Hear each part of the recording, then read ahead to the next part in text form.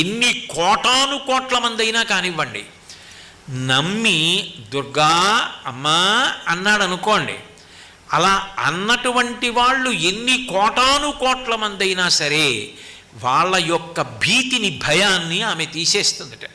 దుర్గే స్మృతౌ హరసి భీతి మశేష జంతో స్వస్థై స్మృత మతిమతీవ శుభాం దదాసి.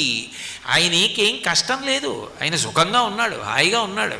ఆయన అమ్మని తలుచుకోకుండా ఉండడు. అందుకని ప్రతిరోజు అవకాశం ఉన్నప్పుడల్లా అమ్మ దుర్గా దుర్గా దుర్గా అంటూ ఉంటాడు. అప్పుడు ఏం చేస్తుందంటే మంచి బుద్ధినిస్తుందిట.